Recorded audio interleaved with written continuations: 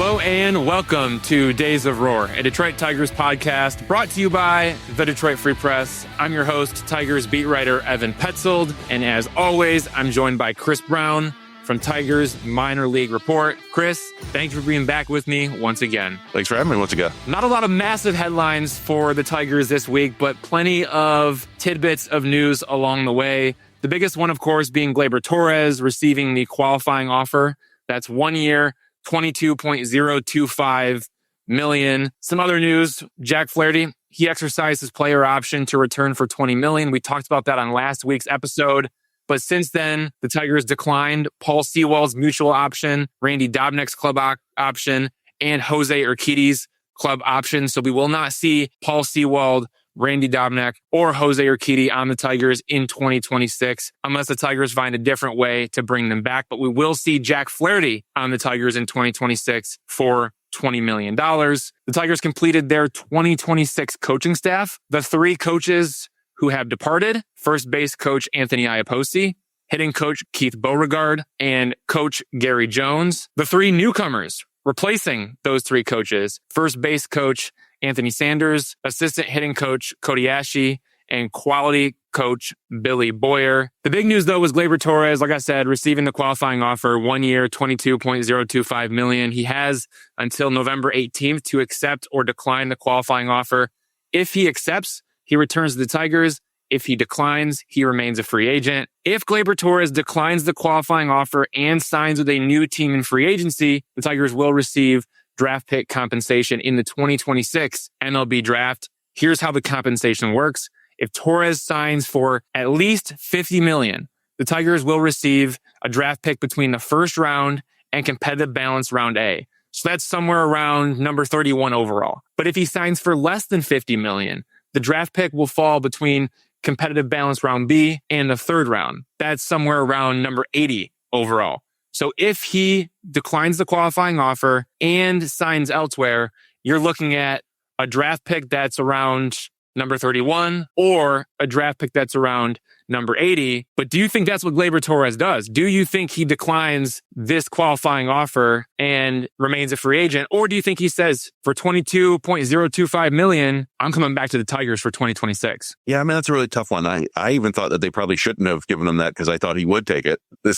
I go back and forth on this. Every time I go back and listen to an episode, whatever I thought ended up being wrong. So I think he's not going to take it. And I don't know. I feel like the projections for him are between 3 and 4 years and somewhere, like you said, around $45 to $55 million, depending on who needs a solid second baseman. It's just tough. Teams really value these draft picks. And now some teams don't value them as much as others, right? Because they don't particularly care. The Tigers care a lot. So my guess is that he turns it down. But if I were his agent or counsel, I would probably say, you know what, take it, take your $22 million, go out there and have a full year the way you started last year, the first half. Go make your money next year without the qualifying offer attached. You still won't be that old. You still get your 4 or 5 year deal, maybe, if you have a good year. That's what I would tell him to do, but who knows? I don't know what kind of advice he's getting. I think the Tigers are certainly banking on Gleyber Torres to decline because, like you mentioned, they love their draft picks. I think it would be a surprise to them if Gleyber Torres accepted, but to your point, I think that might be in the best interest of Gleyber Torres to accept, come back to the Tigers for $22 million in 2026, and then hit the open market again in search of an even longer deal. Because right now he's positioned for somewhere around 3 years, $45 million. If he can have a full productive season, not just a good first half and then a bad second half, but if he can have a good first half and a good second half, I do think there is a world in which Gleyber Torres, who is still young, can get a 5 years, $100 million contract, which is what he was looking for when he initially signed with the Tigers. So coming back for $22 million, it might just be in the best interest of Gleyber Torres, even though I don't think that that's what the Tigers want him to do. I think the Tigers want him to turn it down so they can get a draft pick one way or the other. All right, let's get into the big two. Question one of the big two. The general manager meetings are underway in Las Vegas from Monday through Thursday. What should be on the Tigers' shopping list in the 2025-26 offseason? This is the fourth offseason with Scott Harris as the president of baseball operations. To this day, he has signed just 2 free agents to multi-year contracts. Kenta Maeda for 2 years, $24 million, and Jack Flaherty for 2 years, $35 million. His track record in free agency, a little bit underwhelming. And don't even ask me about his track record on the trade market because there haven't been any cornerstone type players added via trade. As for this offseason, the Tigers have several needs. Impact bat for the offense, specifically a right-handed hitter, number 2 starter for the rotation, multiple relievers for the bullpen, including one elite swing and miss reliever. Obviously, there is the Tarik Skubal situation as well. What do the Tigers do with Tarik Skubal? We know they're not going to be able to extend him. So do you trade him? Do you keep him? That's ultimately what is going to define the Tigers offseason. But aside from Tarik Skubal, what are the biggest needs and how do they address them? Yeah, I mean, I think you touched on it. When you posed this as a question, I initially thought of 3 things. I thought of a right-handed bat. I thought of a good starting pitcher. You said number 2, that would be great. I'm thinking just somebody you trust to give you 5 innings in the postseason start. Which is so basically better than Flaherty and Mize were this year. You just need depth there. Like, I think if you went into the postseason next year with Skubal and Olsen and Melton as your 3 starters in the playoffs, you probably feel okay. I mean, maybe that's putting Melton too much on a pedestal too soon, but just based on the stuff, like you feel like those guys can get through the order twice. So somebody between them and Mize and Flaherty. And then, yeah, I was thinking just a big swing and miss bullpen arm, but when you mentioned it, yeah, they probably do need another lefty reliever too. So a couple of relievers, a good starter, and a solid right-handed bat to good right-handed bat. And how you get that? I can't, you could do it all in free agency possibly, but yeah, they may need to finally make a clever trade here or a good trade or a trade that just makes sense. Yeah, looking at the trade market, who knows what names will pop up along the way, and we'll definitely continue to cover that as we go throughout the offseason. But we do know who is a free agent right now. And so starting with the impact bat, Alex Bregman, can you get him for 6 years, $160 million? He's a guy who was with the Boston Red Sox for 3 years, $120 million last year, making $40 million per year, and then he opted out. At the beginning of last offseason, Alex Bregman wanted 7 years, $200 million. Well, he just made 1 year, $40 million with the Red Sox. How do you get to 7 years, $200 million over 2 trips to free agency? You sign for 6 years, $160. What do you think about that? Is it Gleyber Torres coming back with the qualifying offer, 1 year, $22.025 million? Is that an answer when it comes to finding that right-handed impact bat? Do you just go back to the Gleyber Torres well by way of the qualifying offer? And if he turns down the qualifying offer, do you even think about signing him to a 3-year deal? I don't really think the Tigers want to do that. I haven't really ever gotten the sense that they want to bring back Gleyber Torres on a long-term contract. That always seemed like it was just going to be a 1-year marriage between the two sides. So I'm not sure Gleyber Torres beyond that qualifying offer is really much of an answer. Ha-Sung Kim, is he a guy who's going to get 2 years, 3 years, $30 million? $45 million, somewhere in that range. Is he a potential fit? I mean, I think Alex Bregman among those 3 players, Bregman, Torres, Ha-Sung Kim, Alex Bregman is the best fit. Tigers need to improve their contact profile. That's going to happen if they can improve that below average whiff rate, average walk rate, and poor strikeout rate. If we see those numbers jump, they're going to be putting the ball in play more often, which is exactly what they need to do. And ultimately, that'll help them get on base more often. Alex Bregman, he's been above average in all of those categories when it comes to whiff rate, walk rate, strikeout rate. So I think he will take the Tigers to the next level in terms of putting the ball in play. That's the number one thing this offense needs to improve upon in 2026. But if Gleyber Torres doesn't return the qualifying offer, the Tigers will lose their leader in walk rate and strikeout rate. Like, he had the highest quality of at-bats. So if he's not back, well, then the Tigers are going to have to replace that quality with someone else. And that player almost certainly has to be Alex Bregman. Beyond that, Alex Bregman would add stability as the everyday third baseman. He has some versatility to slide over to second base later in his career, or even in the short term, if that's what you need to do to get Kevin McGonigal on the roster. So there is some versatility there with Alex Bregman on the defensive side. And then we all know about the clubhouse leadership. That's invaluable. What he can bring behind the scenes. I think Tigers really lacked that type of leadership. Yes, Jake Rogers is a great leader. Yes, Matt Vierling is a great leader. But to find the guy that can lead both behind the scenes and on the field, I think could have really helped the Tigers have a better finish to their 2025 season. And ultimately, Alex Bregman behind the scenes may have made the difference when it comes to winning the AL Central. So that's kind of what my thoughts are in terms of impact bat. But Alex Bregman, 6 years, 160, is that too rich for you? Or would you be willing to make a deal like that to bring him into the organization and have him as a cornerstone piece? I thought 160 would have been fine last year. I think, more than that would have been fine. You make these deals knowing that the back end is never going to be great.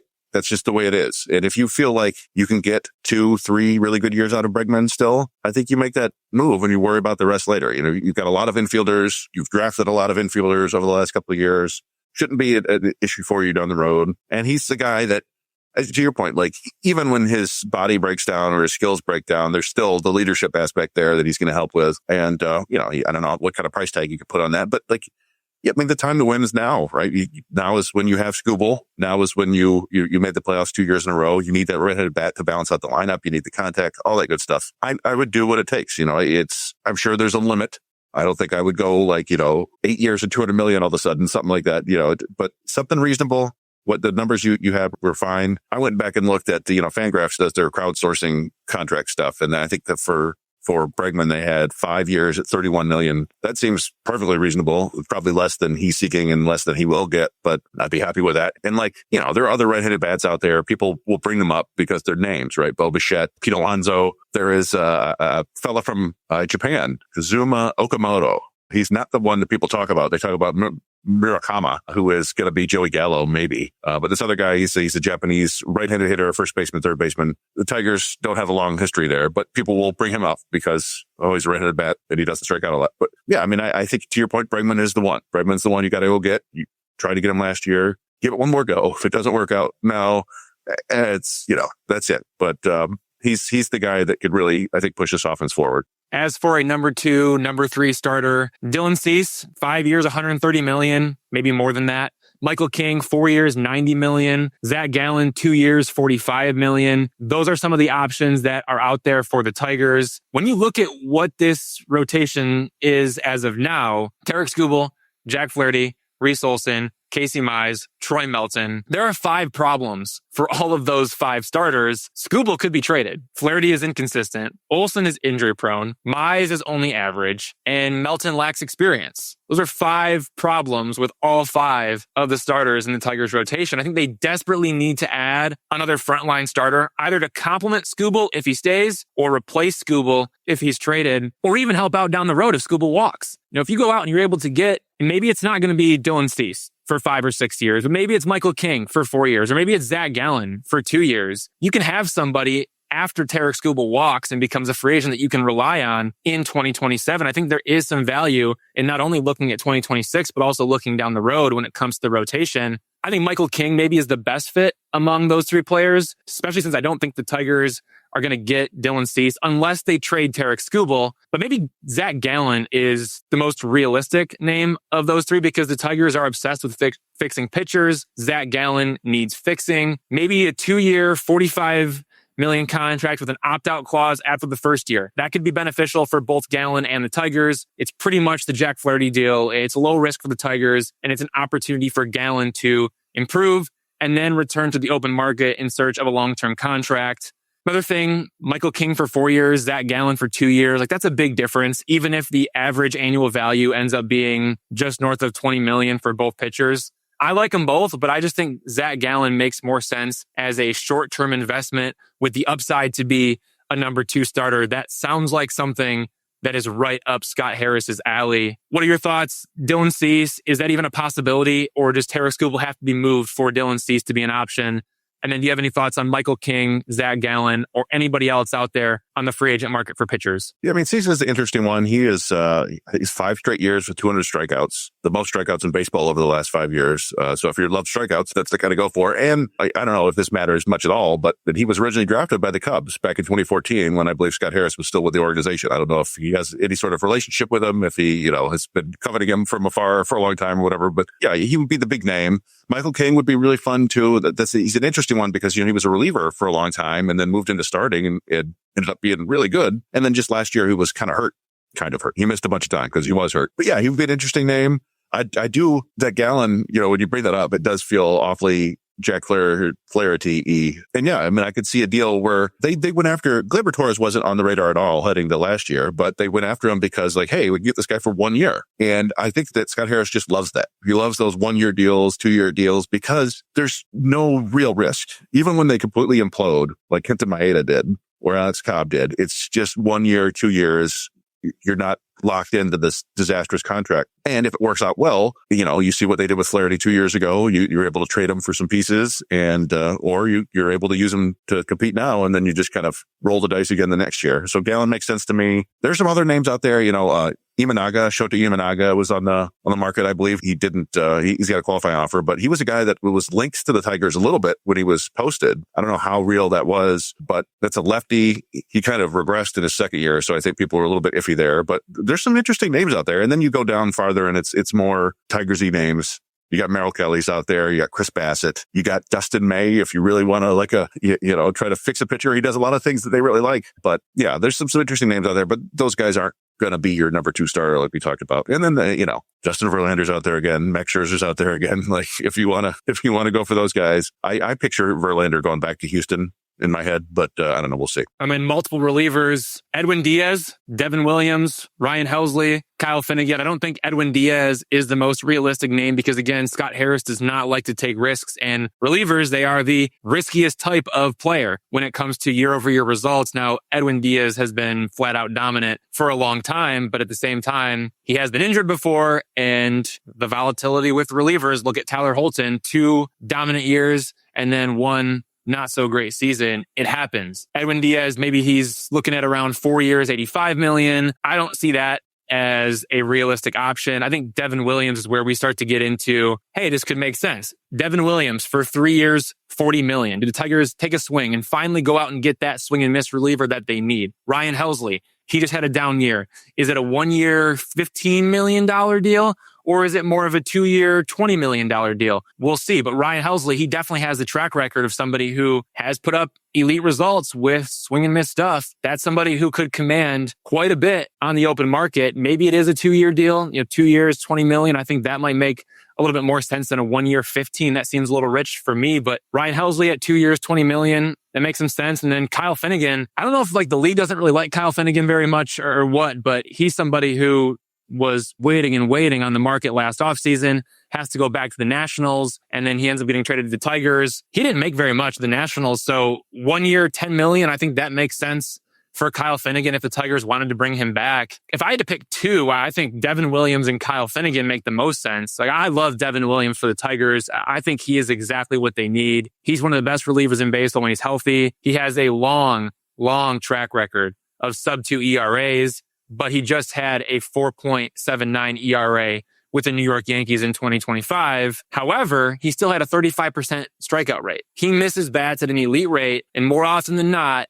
he limits runs at an elite rate. The whiff rate for Devin Williams in the past 5 seasons, 43%, 41%, 42%, 40%, 38%. In 2025, the Tigers bullpen ranked 17th with a 4.05 ERA, 29th with a 20% strikeout rate, and 27th with a 24% whiff rate. Again, the bullpen, maybe more so than the offense and the rotation, the bullpen might be the biggest need for the Tigers this offseason, especially trying to go out there and get high leverage relievers who can generate whiffs and rack up strikeouts. I think that's maybe the biggest need because that's ultimately what doomed the Tigers in 2025. Yes, you can blame the offense. Yes, you can blame the pitching staff, specifically with the rotation, but that bullpen could have been a lot better. And I think the Tigers made a miss at the trade deadline, not going out and getting somebody like David Bednar, but they can right that wrong this offseason by going out and getting 2 legit relievers. The names on my list, Edwin Diaz, Devin Williams, Ryan Helsley, Kyle Finnegan. What are your thoughts on those 4 and any others? Williams is an interesting case because the underlying numbers, for the most part, were just as strong as they've always been. His strikeouts were lower than usual, and his walks were lower too. But it was still 13 strikeouts per 9 innings. But what's really interesting is you look, his ERA was 4.79, but his fielding independent pitching was 2.68. Which is where it's been. It's like 2 full runs lower than his ERA. And that's where his FIP has been for his entire career, is somewhere in the 2s. And the big issue, it looks like to me, is that for whatever reason, when people got on base, he couldn't strand them. He had a 55% left on base rate, which is 20 to 30% below league average. And mostly is just bad luck, unless something really weird was going on when he hadn't been on base. But yeah, I mean, he's a guy that I don't think the league is going to be particularly fooled by those numbers. I think people are going to view him as an elite reliever still. and it will probably pay him as such. So I do think it's going to be a multi-year deal. Helsley is interesting, as you mentioned it, because he was so bad when he joined the Mets that it tanked his entire value. Like he wasn't elite when he was with the Cardinals earlier in the year, but he had been pretty damn good in the years prior to that. But and that one I think is a little bit more confusing. They did the whole, like, is he tipping pitches? What's going on here? And even, the Tigers got to him in a game, I think, against the Mets, or maybe it was the Cardinals. I don't remember. They got to him. But I could see him taking, like you said, a 1-year deal. But I could also see it, like, in order to get him on a 1-year deal, I could see it being, like, way more expensive than you would expect. Like $18-20 million for 1 year. And just to get him and see if you could fix him and see what happens there. And beyond that, the lefty relievers aren't great out there. There was Hobie Milner is a guy who doesn't throw hard, but he's always been good. Like he always gets outs.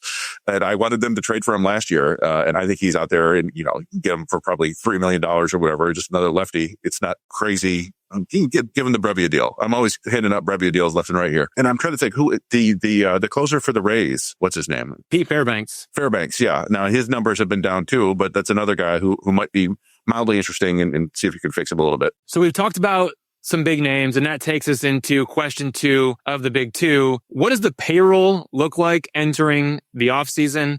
And how much money will the Tigers spend before opening day? Right now, the Tigers payroll projects for $123 million in the 2026 season, which could become $145 million if Gleyber Torres accepts the $22 million qualifying offer. So we're looking at either $123 million or $145 million as a starting point with the offseason getting underway. How do we get to those numbers? It's $28 million in guaranteed contracts, $24 million for Javier Baez, $4.3 million for Colt Keith. It's $20 million for Jack Flaherty's player option, which he exercised. It's roughly $60 million for the 15 players eligible for salary arbitration, including Tarik Skubal, who's going to be pushing $20 million, along with Riley Green around $6 million, Spencer Torkelson and Casey Mize around $5 million. Now, Tanner Rainey is all but guaranteed to be non-tendered, while Bo Brisky, Jason Foley, Andy Ibanez, Alex Lang, Matt Vierling, those are all potential candidates to be non-tendered. But either way, the money dished out for the arbitration eligible players will be somewhere around 50 to 60 million. So let's just go with 60 million. And then it's roughly 15 million for the pre-arbitration players. That's Reese Olson, Wenzel Perez, Parker Meadows, Dylan Dingler, all of those guys making the MLB minimum salary of $780,000. So let's add all that up. $28 million in guaranteed contracts plus $20 million for Jack Flaherty plus $60 million for salary arbitration plus $15 million for pre-arbitration. That's $123 million, but it could be $145 million if Gleyber Torres accepts the $22 million qualifying offer. Again, it's either $123 million or $145 million, depending on Gleyber Torres as the offseason gets underway. $123 or $145. The problem is the Tigers ranked 17th with a $143 million payroll on the 2025 opening day roster. So if Gleyber Torres returns and the payroll is somewhere around $145 million entering the offseason spending, how much are the Tigers actually going to add before 2026 opening day when you consider it was $143 million on 2025 opening day? If Gleyber Torres comes back and you sign Alex Bregman for 6 years, $160 million, well, then your payroll for 2026 opening day is $170 million. And if Gleyber Torres comes back and you sign Alex Bregman and you sign Michael King for 4 years, $90 million, well, then your payroll for opening day is $195 million. And if those things happen and you re-sign Kyle Finnegan for 1 year, $10 million, or if you sign Ryan Helsley for 2 years, $20 million, well, then your opening day 2026 payroll is more than $200 million. Do you expect the Tigers to have a $200 million payroll in 2026, which would have been the 10th highest payroll in 2025? I don't see that happening either. I just don't have that kind of faith in owner Christopher Ilitch to go to that $200 million mark in 2026. So this is my speculation. I expect the Tigers to be around $150 million on the lower side, which is an increase of about $10 million in payroll, and $175 million on the higher side when it comes to the 2026 opening day payroll. Do you think that's enough to take the Tigers to World Series contention? Does the number need to be higher than 175 regardless? Or do you think a lot of it just really depends on what happens with Torres? Yeah, I mean, I do think Torres' decision will have some effect on this, and we'll know that in 8 days or 7 days or something like that. But, I just kind of went back and looked at what they spent in previous off seasons over the last 3 years. 3 years ago, it was like $20 million. It was when they got Matthew Boyd and Michael Lorenzen, and that was it.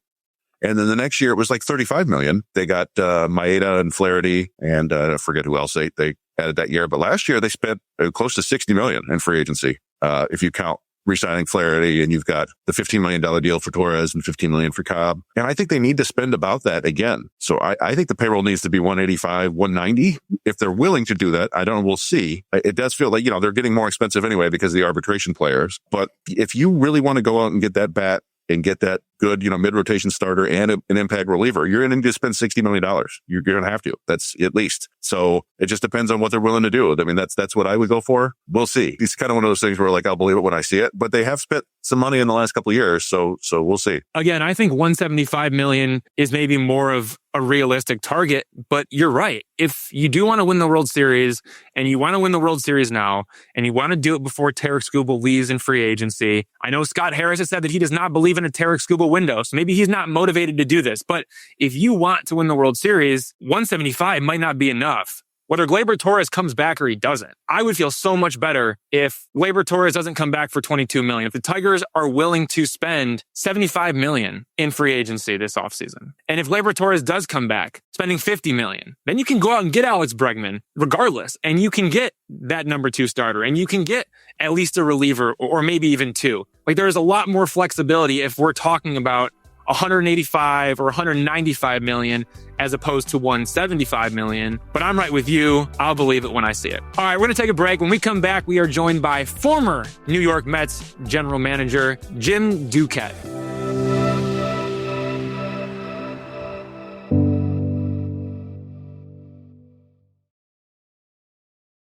Everyone, I'd like to welcome Jim Duquette, co-host of Power Alley and the Front Office Show on MLB Network Radio and former general manager of the New York Mets, to the Days of Roar podcast for the second time.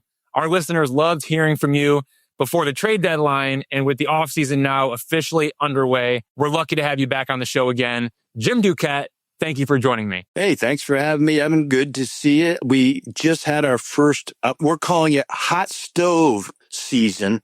Because I always feel like it's a misnomer. Off season, like we're not off. You're not off. We're working. Like, what are we doing off season? So I always like to make it. Well, I used to call it the winter season, but I kind of like hot stove season. So I'm going to go with that. You call it off, whatever you want to call it. I'm calling it hot stove.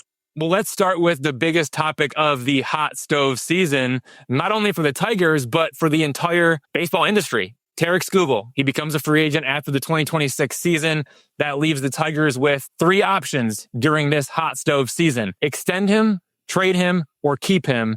What do you think about the Tarik Skubal situation? Oh, man. This, as a front office exec, former front office exec, this would give me I'd start breaking out in hives. This is a tough one because, there's no real right answer. I mean, the right answer is keeping him, but it's really difficult to do. Like, you're already held over a barrel by Scott Boras and his company, because to sign Tarik at this point is going to be really almost impossible at this point. I think you got the reason why we heard some of that news was just to kind of give a sense to the fan base, like, this is not going to be an easy negotiation, and likely he's going to go to free agent. When you get to 1 year left on your contract, more times than not, Scott Boras players end up going to free agency. So if you accept that to be true, which I do, so just watch, the years that and you've been doing this a long time too, but if you accept that to be true, he's going to free agency, which means, by the way, you still have a chance to sign him next year. I would try that approach, which would be hold on to him, keep him for the year. Likely he's going to have a huge year again, but you never know, coming off a back-to-back Cy Young, he's had obviously some injuries, but other than that, he didn't have any down years. But at the end of this year, you're going, all right, that's more information for me as a front office exec. It's more information for Skubal and his group too, But let's say he got injured and missed half the season, wasn't a serious injury. Like, you still have the option to go back and sign him give him a qualifying offer. Maybe he accepts it. Like, there's ways to extend this marriage without having to trade him. Now, people want to trade him all the time. I'm not in that group. I think I would keep him as a Tiger for another year. Let's see what happens. Give yourself a little bit more time. So let's build on this. And we're assuming that Tarik Skubal is going to become a free agent because all signs are pointing to that happening. Whether the Tigers trade him or keep him, Tarik Skubal destined for free agency. How much money do you think this guy is going to command on the open market? Like, I've been predicting $400 million for nearly a year now, but we know Scott Boras likes to set records, and the total value record for a pitcher is $325 million, set by Yoshinobu Yamamoto, and the record for the average annual value for a pitcher is $43.3 million by Max Scherzer and Justin Verlander. Do you think Tarik Skubal could get 9 years at $45 million per year, breaking both of those records? Because it would be a total value then of $405 million. You'd set both the total value record and the average annual value record. 9 years, $405 million. Is that possible? I think it is possible. As hard as it is to believe, I think when you look at like the position player group, it has really leaped forward because of Ohtani. And Ohtani's a different animal, but because of Soto too, those numbers have crept up, and so has Vladdy Guerrero. But the starting pitching, as you mentioned with Yamamoto, in his age where he was, I think he was 25 when he signed with the Dodgers, 26. And Garrett Cole, $324 million when the Yankees signed him. There haven't been anybody that's, approached Cole until Yamamoto. And the reason why Yamamoto got that number is because of his age. You look at Skubal, though, he's going to get the high end, that $40 million or so, I think, per year. And then the question will come down to years, right? And I do think it's fair. Let's say it's 40 and it's 9 years, right? That gets you to 360 pretty quickly. If you add a 10th year or you push the AAV up, that gets you to 400. I don't think your number is far off at all. And I didn't see that you had predicted that a year ago, but I think it's spot on. If I were to sit there and look at it now, and that might be the number to get him to not go out to free agency or somewhere in between, let's say the 316 and 400. So as the Tigers, you can sign him. You can go to that number right now. And then he has to sit there and go, well, do I want to risk potential injury for that kind of money? And it's a record and everything else. I think you could probably sign it for pretty close to that. If you're willing to go to that number and ownership's on board with it, there is a number that you can get them to basically sign, knowing that any offer you make is going to be used against you, as leverage to push the number up. So, I think that part of it, but kind of to your point, I really feel like to get that number, it's more likely he needs to go to free agency, and then that's when the bidding war, who knows? I wouldn't limit Scott Boras in any of these because again, when you're dealing with somebody that's been the best, and that's Skubal in that category, those guys, that's how Ohtani got pushed to the huge number. And that's how Soto got pushed to that high number. So it wouldn't shock me if Skubal got that number or more. You've been doing this for a really long time. So that leads me to my next question, because you mentioned Juan Soto, another Scott Boras client. He becomes a free agent last offseason, and everyone's wondering, is Juan Soto going to get $500 million? But he ends up getting $765 million. After a bidding war among several teams, we're talking about maybe 9 years, $405 million for Tarik Skubal to get him both the AAV and the total value records for a pitcher. If we're talking about $400 million right around there for Tarik Skubal as of now, what could happen if there is a Juan Soto-like bidding war? Could we be setting the bar too low, talking about $400 million? Or do you think there is a clear ceiling for Skubal because he is going to be 30 years old during his free agency? I think that's the only thing that holds me back from being able to push to the higher number. The reason why Soto, went to that number, the reason why Vladdy Guerrero did is they were in that age 26 season, right? 27 season. Skubal's going to be, 4 years north of that. So that cuts down 4 years of earning potential, let's say. And so that's where I think, it maybe limits, we'll put that in quotes, how much money he's going to end up getting, right? But do I think that 400 could turn into 450 in a bidding war? Yeah. With Soto, it was the perfect storm. It was Mets and Yankees bidding against each other. And I think that with Skubal, because again, if he pitches another year that he's healthy, and I know pitching is a little different because there's a risk involved there, but you could try to justify it by extending him and saying, at the tail end of his career, he would be an unbelievable closer, an Aroldis Chapman type of closer. That's how you could extend his contract beyond, what normal people would be looking at. And so I think it wouldn't be a stunner to me that Scott Boras starts to sell owners on that thought process, and that's how he gets the extra years. So if the Tigers aren't going to be able to extend Tarik Skubal, and if we were to put you in the shoes of Tigers president of baseball operations, Scott Harris, you've already made that point of keep him, see what happens in 2026, and then if he's going to walk, you let him walk. As for a trade, I know that that's not what you recommend. I'm not sure if the Tigers, if they go the trade route, are going to get what they need to get in a trade package, because the Tigers value Skubal as the best pitcher in baseball, as they should. But the other 29 teams, they view Tarik Skubal as a one-year rental, as they should. Do you think the Tigers could even get enough in a trade to actually move him? And if so, what qualifies as enough when you're talking about the best pitcher in baseball who is 1 year away from free agency? Yeah, the hardest part on this is any type of trade that you make, it's never going to stack up to the player that you're sending off. Even on a 1 year deal, you're just not going to feel good about it, right? And the people that you're going to get back, they have an amount of risk too. Let's go to the most recent trade that the Orioles and Brewers made with Corbin Burns, right? Burns had come off of his Cy Young season. This is 2 years ago now. And what they gave up was, at the time, was a young, controllable shortstop that had limitations with the bat, and Joey Ortiz. I liked him, but I didn't think he was going to be, an everyday. He wasn't a premium prospect at the time. He was a lower level, towards the between 5 and 10 on your prospect rankings. They had a guy, a left-handed pitcher, DL Hall, who had a history of injuries, who had a big arm, and then they got a draft pick that you can trade. It's the only competitive balance picks, as you know. You can trade someone. Orioles had one. They used it in that situation.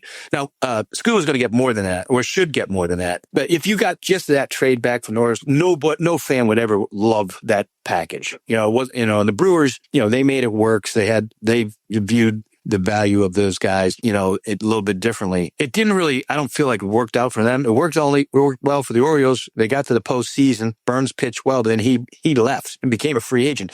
So that's the risk that you're going to have. That's what all the teams are going to use against the Tigers, in this trade. Hey, I'm only trading for 1 year. I got no chance of signing him long term. So it really limits what you can get back. That's why I don't think they should trade him, is because and I think they should expect a top 5 in the sport type of prospect, right? So, I'm just going to use a Max Clark from some other organization as the headliner, but I don't think anyone's going to give that type of prospect up. Okay, so let's pivot to some other topics surrounding the Tigers. We saw right-hander Jack Flaherty opted into his $20 million player option. He's going to return for 2026. For reference, we also saw Shane Bieber return to the Toronto Blue Jays on a $16 million player option. Were you surprised by Flaherty's decision to stay with the Tigers for $20 million? And do you think his decision there tells us anything about what the free agent pitching market is going to look like during this hot stove season? So I was a little surprised that he accepted that. In the minimum, I would have suggested that. Because here's the interesting thing. I'm curious your feeling on this, but with Flaherty, if he was out there as a free agent, I think he could have got a 2-year deal. Maybe a 3-year deal for, let's say it was for $40 million, right? Not a lot of AAV, but it's a decent amount of money, certainly more than what he's making if he didn't have a qualifying offer attached to him. If he elected to be a free agent and the Tigers make him the QO, which I think would have made sense, he could have accepted that, got himself a little bit of a bump, $22 million, and he gets rid of the qualifying offer. So I was a little confused on why they went this route without trying to push the envelope a little bit. Having said all that, I think the Tigers got the better of that deal, a 1-year deal for Flaherty. I love it for them. And I'm just kind of more analyzing it from the player side, scratching my head going, why did he do that? Maybe he felt like because there are a good amount of starting pitchers out there on the free agent market that he didn't want to get lumped into that and then, have to be waiting later into the winter like he had to do, I think, last year. So there's always those underlying circumstances we're not necessarily aware of. But I think the good news is the Tigers had him, got him, and, now it really, they don't have to worry about necessarily going out and getting another starting pitcher unless they want to have some protection, for when Skubal becomes a free agent. And by the way, Casey Mize is a free agent too at the end of this year, so you could do some planning, long-term planning by trying to sign another starting pitcher if you wanted. The Jack Flaherty situation was really fascinating to me as well because, what he did in the 2024 season, he joins the Tigers and he was phenomenal. And the Tigers traded him at the trade deadline. He goes and he wins the World Series with the Dodgers. And then he goes into free agency. And you got to remember, he was coming off of having a 3.17 ERA, winning a World Series. And then with the Tigers, even before the trade, it was a sub-3 ERA and 18 starts with the Tigers before the trade to the Dodgers. And he sits on the market all offseason. He doesn't sign until February, right before spring training. And he goes back to the Tigers. And it was a 2-year, $35 million guarantee. It was the $25 million that he made in 2025. And then it was the $10 million player option that increased to $20 million when he made his 15 starts. I think Jack Flaherty was just playing it safe.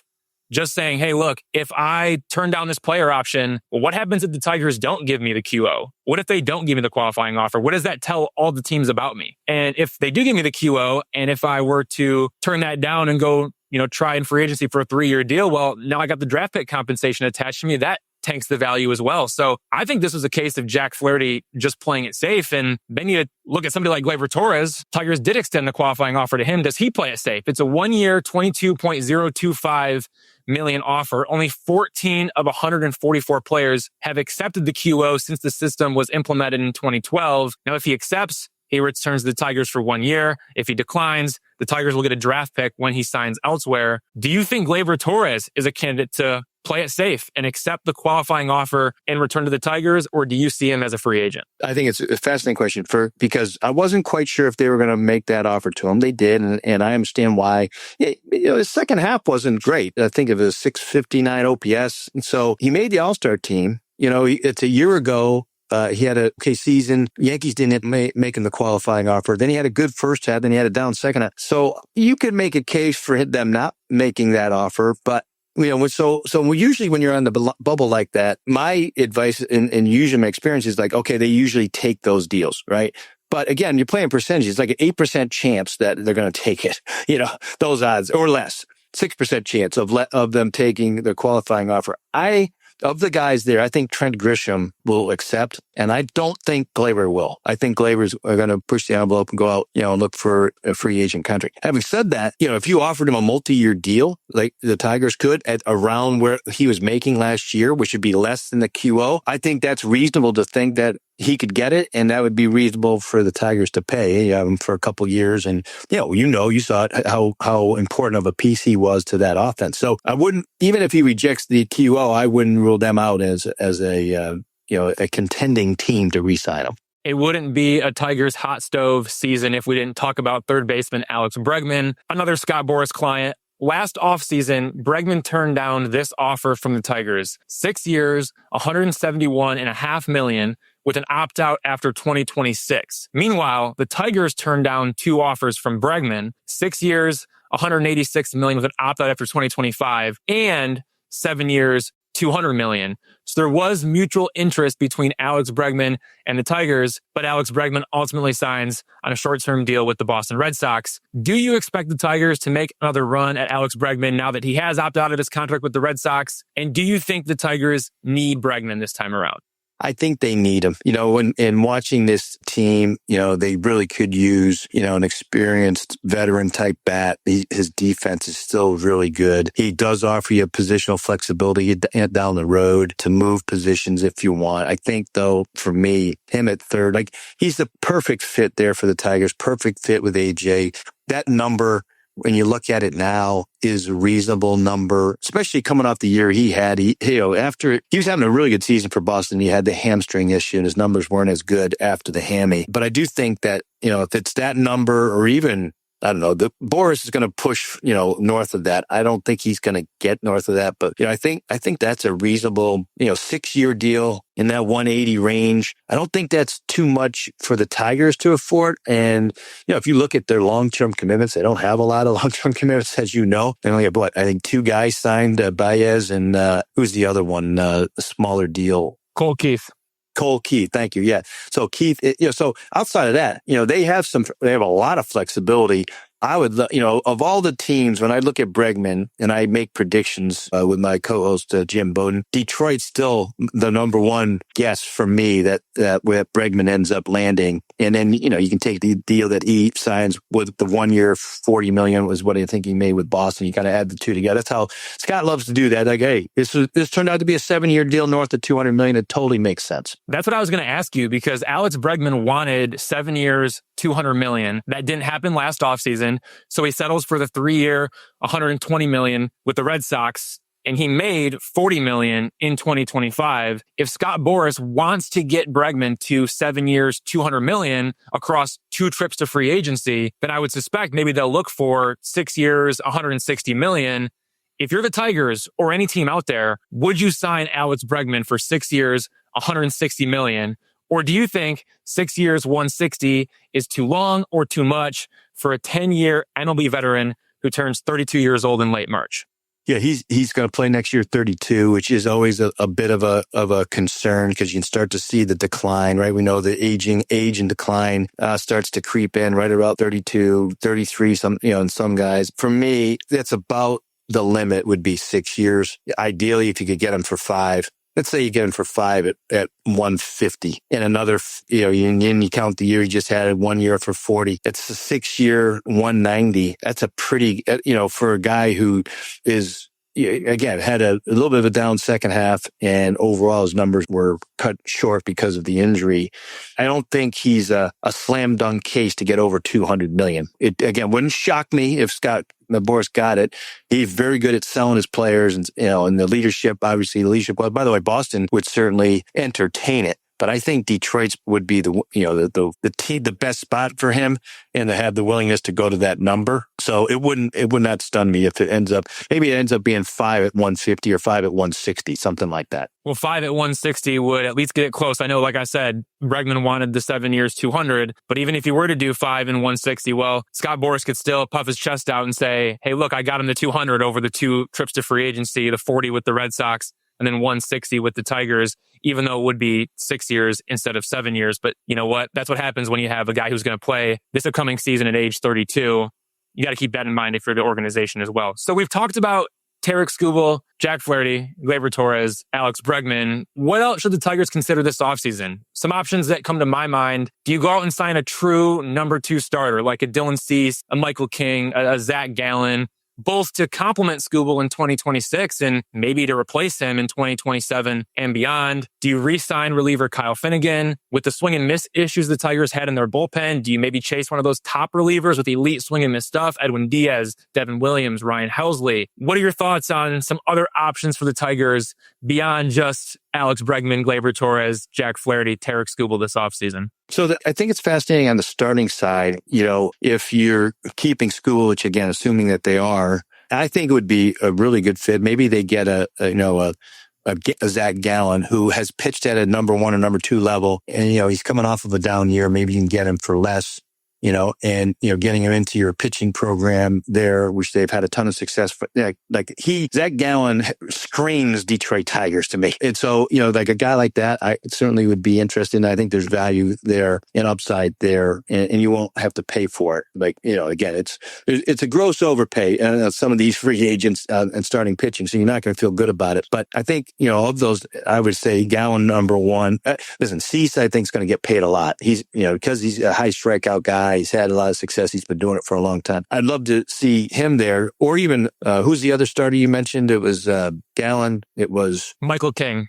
Michael King, because of, his conversion, and he had some injuries there. If you can get him at a lesser rate too, that would be another one, that I could see Detroit. They're kind of opportunistic buyers on that mark. So I wouldn't be surprised if one of those guys ended up there. And then from the bullpen side, there's a lot of ways to fill those roles. I like Finnegan going back there.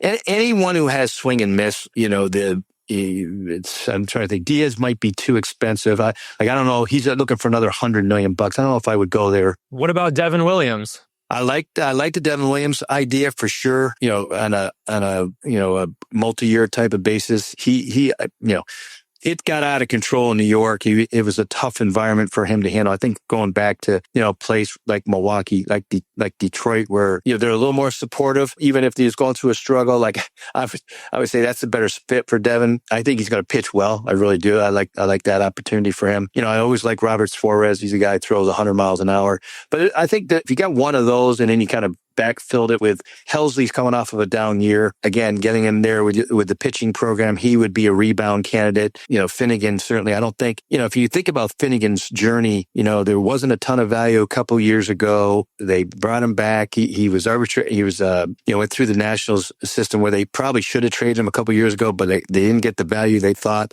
I feel like, I don't think he has I think, more value than what the industry thinks of him. For whatever reason, there are some guys like that. And I thought it was a really good fit for them. They loved him, his willingness to pitch in any situation, environment. I think he's a really good fit. I'm trying to think of any other guy. Like I mentioned, Helsley, Suarez may be a little expensive. If you want an experienced guy in a one-year deal, you go back down the Kenley Jansen road as a back-end guy. But I think there's a lot of relievers that they can go after in kind of a mix and match type of situation. As it pertains to free agency and trades, Scott Harris, the president of baseball operations, he's talked a lot about not wanting to block young players. And he's talked about that a lot in the past. We know Kevin McGonigal is coming, but we don't know exactly when. Is it going to be late March on the opening day roster, or is it going to be in mid-August so we can keep his rookie status into 2027? Either way, stepping into Scott Harris's shoes, should the Tigers let the upcoming arrival of Kevin McGonigal influence their decisions in the offseason, or does he need to be viewed as kind of the cherry on top, if you will? Because we won't truly know if he's ready for the big leagues until he's in the big leagues. Yeah, I think, those guys that are young players and, he's coming with a high pedigree. Yeah, I think you want to be careful to not block them, but you can do it. You can do it in a way, and giving them positional versatility, whether he comes up, as the shortstop or a second baseman, eventually transitions to shortstop, whatever that might be. I would make sure that you're not blocking him long-term, but on a one-year deal, you could easily fill that position until he's ready. And to your point, like there are benefits to have him on the roster at the beginning of the season, but man, you're really going out on a limb and putting all your chips in, like he's ready and you're ready to go. And I don't know if I've heard them say that. I mean, he got to AAA for a little bit, right, this year, but he didn't get AAA. No, so he hasn't. Yeah, so I think there's a step there that they will have him go to first. And so when you factor that in, maybe it's more towards, unless he forces his way earlier, I think he's a guy that you might look at the end of the year.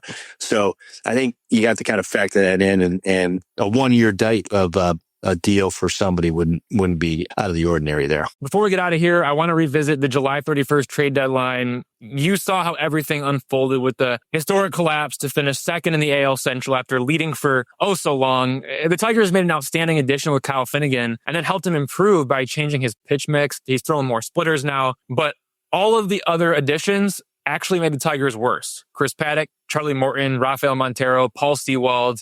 No Eugenio Suarez, no David Bednar, no Merrill Kelly. What do you think about the Tigers' actions and inactions at the trade deadline? And do you think what happened should be a blemish on Scott Harris's resume amongst the industry? I do think that when you have to look at these objectives, even when you're in the front office, you can't be delusional enough to sit there and say, well, we tried and okay, they didn't work, or they were effective, but it was limited, and I would do the same thing over again. Like I didn't care for some of the messages that came out of that end of season press conference personally. There are plenty of guys that have made trades that haven't worked. And I think you just own it and learn from it, figure out if there was something wrong with the process, something wrong with the transition. I went through this conversation with the Mets, and basically every trade of theirs, with the exception of Tyler Rogers, didn't work for them either. And they didn't make the postseason. Like the Tigers blew the Central lead. They still got in. They were advanced around. So there's a level of success that you have to kind of look at and say, hey, listen, 2 years in a row getting to the postseason, even though there's more teams that get in, that's an accomplishment. You can embrace that, say, hey, we did some things well, but we need to kind of relook at our acquisitions and why those didn't work. So I do think there's a little bit of a blemish on the trade front that he has to overcome, next year, if nothing else from within the fan base there. But I think throughout the industry, the failures, call them failures. It wasn't like he went all in. A lot of those guys weren't all in, and those are difficult trades to make. But when you look at it, the Mariners went all in. They were one game away and they were like 2 2/3 innings away from going to the World Series. Some of those teams like Toronto made some really smart moves around the industry that helped get them to the World Series. I think that's what's going to take. It's going to take a little bit more, let's say, creativity and a little more aggressiveness at the deadline next year for them to get where they want to go. But I think they're certainly one of those teams. Like somebody asked me, hey, who are your teams right now to go to the World Series? Like if you had a list of 5 teams, Detroit's on my list. That's awesome to hear. All right, Jim Duquette, thank you for joining me to discuss the Detroit Tigers with the hot stove season underway, including the big Tarik Skubal situation. For everyone out there, you can hear more from Jim Duquette on MLB Network Radio, Power Alley on Monday through Friday, and the Front Office Show on Sunday. Thanks again for joining the Days of Roar podcast. Thanks, Adam. Appreciate it. Everyone, that was Jim Duquette, the former general manager of the New York Mets. We have more to discuss about the Tigers this week, but first, let's take a break.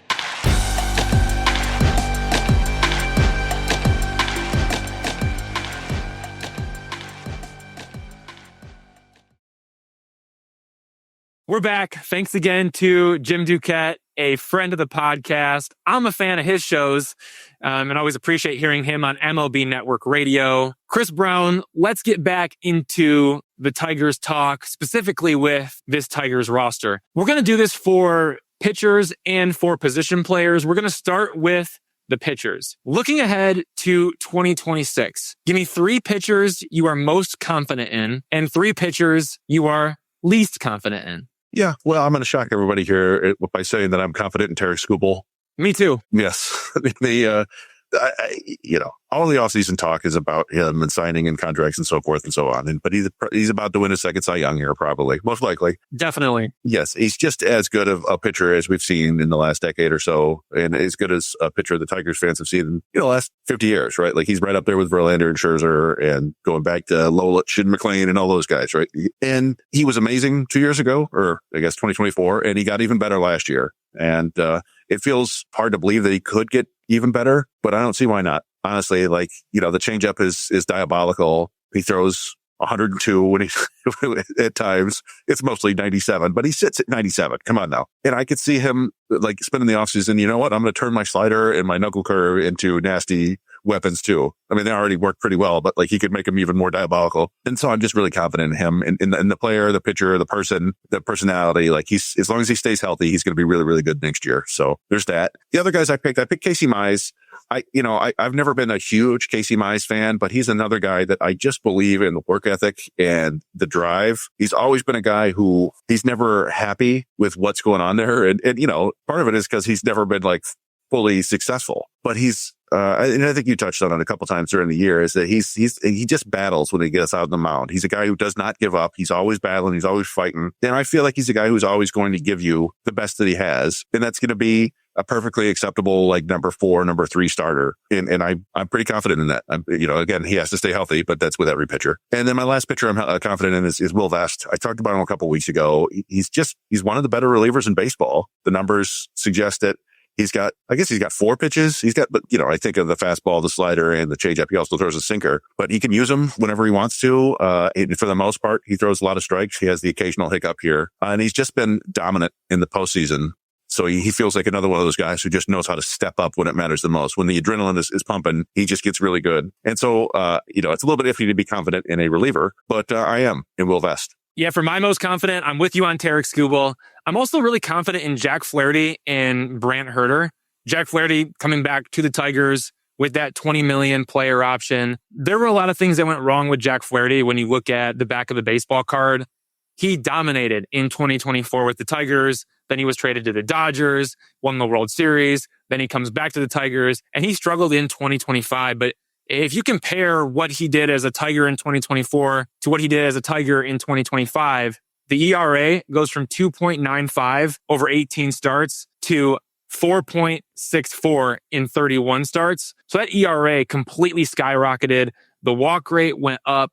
The strikeout rate went down. Those are things that you do not want to see. His ERA, like I said, 4.64.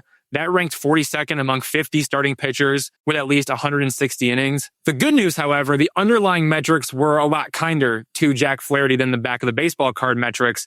And when you evaluate Jack Flaherty's season, you have to look at the root of the problem. And the root of the problem was not his stuff. It was his mechanics. And it was being able to repeat his optimal mechanics like he did in 2024. He was searching from spring training till the end of the season to try to find those mechanics again, specifically with his lower half, to get himself moving down the mound in the way in which he had done in 2024, which ultimately led to him having a sub-3 ERA in 2024 with the Tigers. For Jack Flaherty, the key to unlocking that type of performance again, I'm not saying that he needs to be some sub-3 ERA guy, but like if he wants to be more of a 3.5 ERA guy as opposed to a 4 or a 4.5 ERA type of pitcher, you gotta lock in the delivery and you have to repeat it over and over again. I think a full offseason of work could maybe help Jack Flaherty get back to that. And once he does, the stuff is good enough. Like once he gets back to having the optimal mechanics to be able to locate his pitches where he wants, the fastball is good enough. Like the slider is good enough. Like the curveball is good enough. The pitches are good enough for Jack Flaherty. He just has to get the delivery synced up, and then he's got to make it repeatable. That's why I have confidence in Jack Flaherty in 2026. As for Brant Herter, he's been pretty darn good. Brant Herter has been solid throughout.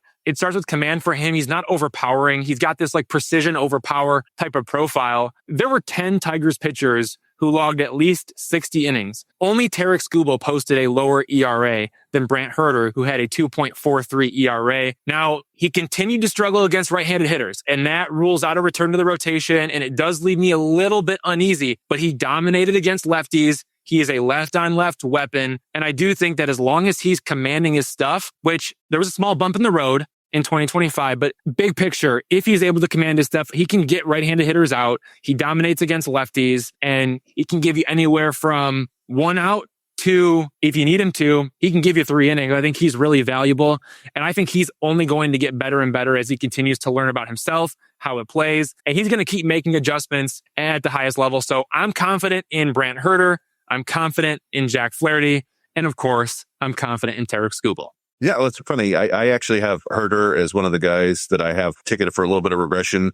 And really, it's nothing personal against him. I have Herter and Tyler Holton in the same bucket here. As it's just always tough to be a reliever. And we talked about this with the entire bullpen this year, to continually have success if you don't miss a ton of bats. Now, Herter, I think he got more strikeouts last year than he did the year before, but he's always going to be, I think, a guy who's more of a, it's a sinker slider type of guy. And he does have a changeup. He does have a four-seamer, but he's mostly going to be trying to get you that contact, the ground balls when you need it, or whiffs against lefties. And I just think, it's hard for him to maintain that mid-2 ERA. When you're in a bullpen, all you need is like 2 blow-up outings and your ERA goes up to 3 or 4 and it doesn't come back. And we saw that with Holton this year, where, he just, for the most part, he was the same pitcher he has been. He just gave up a bunch more home runs and that killed his ERA. And I just think it's, when you're pitching in small samples, it's harder to maintain that good ERA. They have good stuff, and it wouldn't shock me if they pitch well. I'm just kind of expecting a slightly lower or higher ERA next year. And then my other one is Troy Melton. And again, this is very relative, right? I think Troy Melton's very talented, and it's probably going to step in. And at some point, you're like, okay, this is either the second or third best starter on the team next year. But I don't think he's 2.76 ERA good, which is what he had this year. The FIP was more like 4.5 or something like that. And I don't think he's that bad either. I could picture him having an ERA anywhere between 3.5 and 4, maybe 4.2, at the worst. But just, want people to understand, like, the dominant guy we saw in the postseason, they kind of had him in reliever mode, really. He had tossed out a pitch or two, and he should just get rid of the cutter altogether. But it throw more splits. And if he does that, and as a starter, and he gets the workload next year, I think he's going to be good. He's just, like I said, he's not going to be sub 3 ERA good. I don't think. If he is, well, that's pretty huge. But that's just my little kind of slight regression next year. Yeah, the 3 that I'm least confident in, Casey Mize, Brendan Hanafy, and then also Troy Melton. With Casey Mize, it is nothing personal there because I love the way that he pitches. I love the way that he attacks, and I love what he does when he takes the ball. My only issue with Casey Mize is I don't know if it gets any better than what it was in 2025. So maybe it's less about confidence and more about just natural candidate for regression, because yes, Casey Mize did have a 3.87 ERA in 28 starts. At the same time, I feel like Casey Mize is more remembered for what he did in his first 15 starts when he had a 2.63 ERA than what he did in his final 13 starts when he had a 5.54 ERA. If you were to ask me, who is Casey Mize? Is he a guy who has a 2.63 ERA, or is he a guy who has a 5.54 ERA? Somewhere in between for sure, but maybe more towards that 5.54 ERA guy than that 2.63 ERA guy. I mean, 2.63 is flat out dominant for a starting pitcher. And so Casey Mize, somewhere in between his first 15 starts and his final 13 starts, but probably more towards his final 13 starts, which is why he's a candidate for regression, somebody maybe I'm not as confident in. I think a lot of people view Casey Mize as, hey, he can be a number 2 starter in this rotation. Probably not. Casey Mize is probably more of a number 4 starter with number 3 starter type upside. I think to expect Casey Mize to be a number 2 starter, you're going to be let down. He still needs to discover the effectiveness of that splitter. That was the pitch that got him drafted number 1 overall out of Auburn. And he really has never had it since making his MLB debut. Like, it has been a below average pitch metrically in terms of how it's graded out on StatCast, Baseball Savant, since he made his debut in 2020. So if he does want to take that next step and become that true number 2 starter, I think it starts and ends with finding that splitter once again and making that a truly dominant pitch. But until that happens, I can't count on Casey Mize to do what he did again, especially when you're considering like those first 15 starts that he had, which were incredible, but I just don't see him repeating that type of performance again. And then Brendan Hanafy coming out of the bullpen, he was the odd man out in some roster shuffles. He still was good. This guy had a 3 ERA and he did it over 60 innings in 54 games. Brendan Hanafy was effective. The problem is left-handed hitters crush him, like absolutely destroy him. They hit 373 with a 995 OPS. The Tigers could not trust him against a lineup like the Cleveland Guardians with a ton of left-handed hitters. At the same time, he doesn't miss bats. So he's going to be a lot of ball in play, a lot of contact, and that can come back to haunt you, especially when you're looking at year-over-year results. He just doesn't miss enough bats, and lefties crush him, so it's a matchup problem. Even if you can find a spot where he can have a pocket of 3 right-handed hitters in a row, teams can counter with pinch hitters. And how often in today's day and age are you going to find managers giving you a pocket of 3 right-handed hitters in a row? I just don't know that that's going to happen. So Brendan Hanafy, for that reason in particular, is somebody that I'm not very confident in going into 2026. And then for Troy Melton, somebody that I love the stuff, I love the upside, but the thing that I like the most is that his fastball is what makes him special. It's 97 miles an hour, generates an above average 30% whiff rate, misses bats in the zone, and is thrown with high velocity. That's rare. That is rare for a pitcher to be able to throw as hard as he does and miss bats at a 30% clip in the zone with the fastball. That's really impressive. At the same time, for Troy Melton, you alluded to the 2.76 ERA. The expected ERA, it was 3.72. So when you look at what the analytics tell you, what the underlying metrics hint at, it's that Troy Melton is closer to a 4 ERA type of pitcher than he is a 2.5 ERA pitcher, at least based on the underlying metrics. Now, the back of the baseball card counts for something, but I do not think that Troy Melton is going to be a 2.76 ERA pitcher again in 2026, especially if the role is shifting from being in the bullpen to being in the rotation. That's why he's somebody that I'm not as confident in. Also, this game is really hard and he's new to the big leagues, so it takes time to adjust. And we are about to see hitters adjust to Troy Melton. And then the question is going to be, how does Troy Melton make that adjustment back? And I think that's going to be a big storyline in 2026. I think Troy Melton is plenty good enough to overcome that challenge, but I'm just not as confident in him going into 2026 as maybe most people are because of that adjustment period and the fact that I think it's coming, especially as a starter. All right, so looking ahead to the position players. 3 position players you're most confident in, 3 position players you're least confident in. Chris Brown, take it away.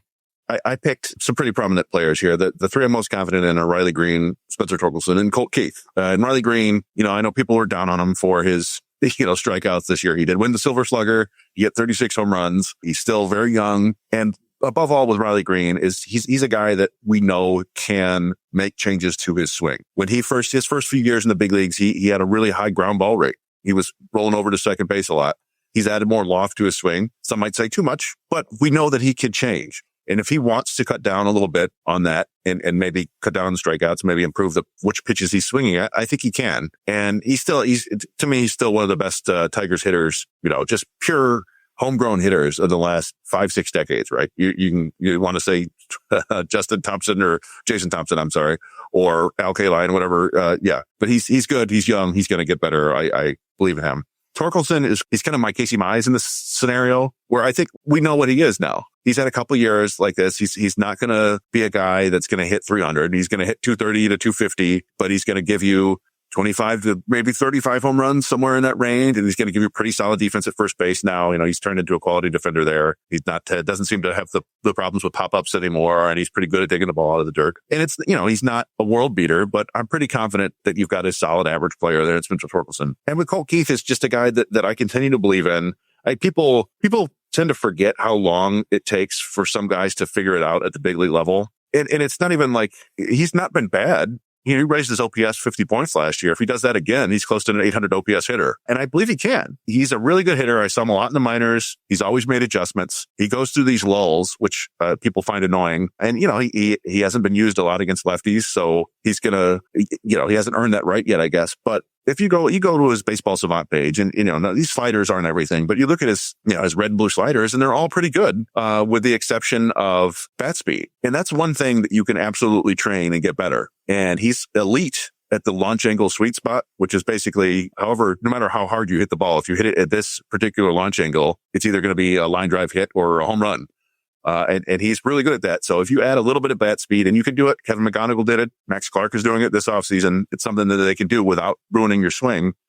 He might explode. Now, I have no information that he's actually doing that, but if that's your main flaw, that's something that can be fixed. And I just think he's going to continue to get better. So I'm confident in him. I am right with you on Riley Green. I am right with you on Colt Keith. The other player that I'm confident in is Kerry Carpenter. But first, with Riley Green, maybe he's running out of time to become a superstar, but he still has time to become a superstar. And the way in which he does that is cutting down on the swing and miss, cutting down on the strikeouts, putting more balls in play. I think he's able to do that while maintaining the power. We will see Riley Green become a superstar in this league.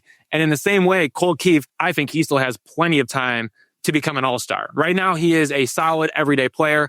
I think he can become an all-star, and he has plenty of time to do that. It starts with hitting the ball harder. If he can do that, he'll run into more home runs. He'll be a 20-homer type guy, which I think is exactly who Colt Keith can be. He can be somebody who can hit 270 with 20-plus home runs, and he can give you that year in and year out. I think that can be who Colt Keith is, in the same way that I think Riley Green can be a superstar. It's possible. They just need to make some adjustments and continue to develop to get there. As for Kerry Carpenter, I'm confident in him. He hasn't stayed healthy for a full season. He's been injured in 2022, 2023, 2024, 2025. But he played a career high 130 games in 2025. He hit 252, stumbled down the stretch a little bit, but he had 26 home runs in 130 games. I think the next step for Kerry Carpenter is just staying healthy. If you can find a way to stay healthy and play 145, 150 games, I understand he's not going to start against the lefties, but he'll still come in later in the game and get his at-bat against the right-handed relievers. I think Kerry Carpenter can be a 30 to 35 and maybe even a 40 home run guy if he is able to stay healthy and stay productive. He does not need to bat against left-handed pitchers to be productive. He can be a righty masher and can be very productive for the Tigers. I think the next step for him is just staying healthy for a full season, playing at 145 to 150 games. If he's able to do that, I think the sky is the limit for Kerry Carpenter. I think he could be an all-star,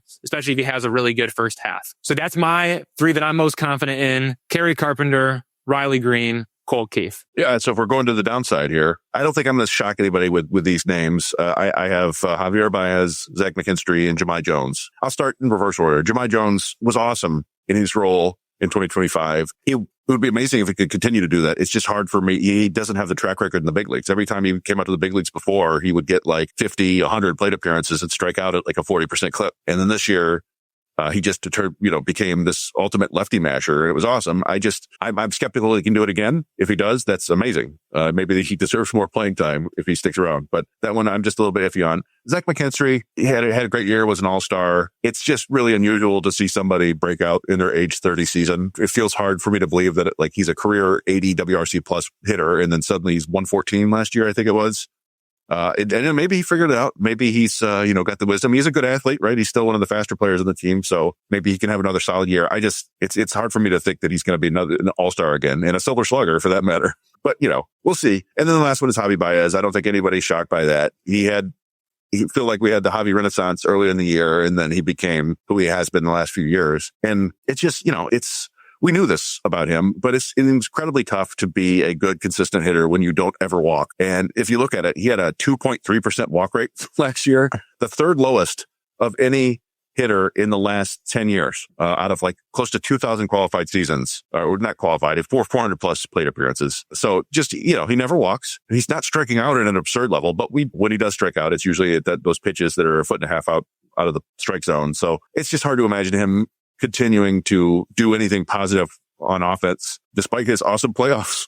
He was one of the better hitters in the playoffs. It's just not there. And it's hard for me to picture him being productive next year. I'm right with you on Zach McKinstry. I'm also going to add Andy Ibanez and Wenceel Perez to the list. For Zach McKinstry, I think he should return in a similar utility role in 2026, but I'm not counting on the same offensive production. I don't think he's going to hit 260 with a 770 OPS again in 2026. That's just not who Zach McKinstry is. It is who he was in 2025. But it's not who he was in 2023 and 2024.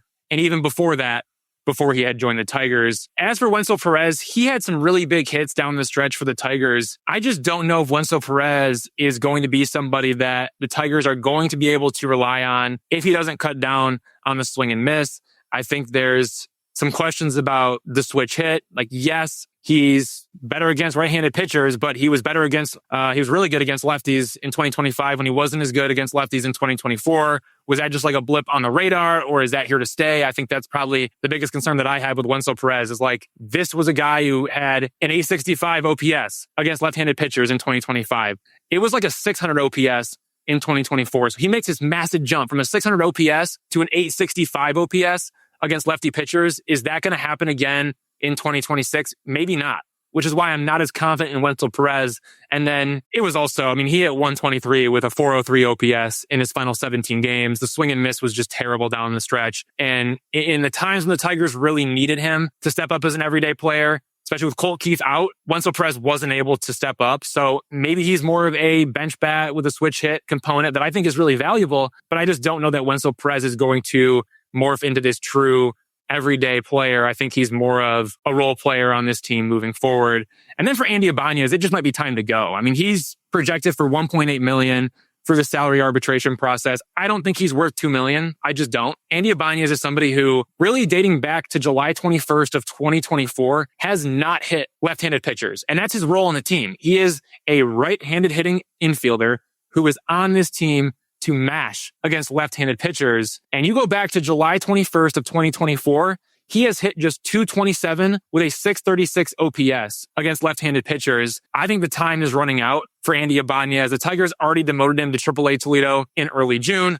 Obviously, they called him back up in late July, and they kept him on the roster for the rest of the season. But when you have Jahmai Jones on the team, and you have Justin Henry Malloy in AAA Toledo, Andy Ibanez, he might not be coming back, especially when there's somebody like Ahmed Rosario out on the free agent market that you could go sign for $3 million. Ahmed Rosario for $3 million or Andy Ibanez for $2 million. Give me Ahmed Rosario all day long in that situation. Not only can Ahmed Rosario play second base, shortstop, and third base, he can also play in the outfield. I think a player like Ahmed Rosario would be a huge upgrade over Andy Ibanez. So maybe Andy Ibanez's time as a Tiger has run out, but only time will tell. All right, let's get out of here. Thanks to Chris Brown from Tigers Minor League Report for co-hosting with me this week. Thanks to everyone out there for listening to the latest episode of Days of Roar. Please like, rate, share, and subscribe. Drop us a rating, comment what you think about the show, and please stick with freep.com/sports for the latest Tigers coverage. I'd like to thank the editor of the Free Press, Nicole Avery Nichols, sports editor Bill Bradley, and our magical producer, Robin Chan. For the Detroit Free Press, I'm Evan Petzold. We'll catch you next week. Until then, go in peace.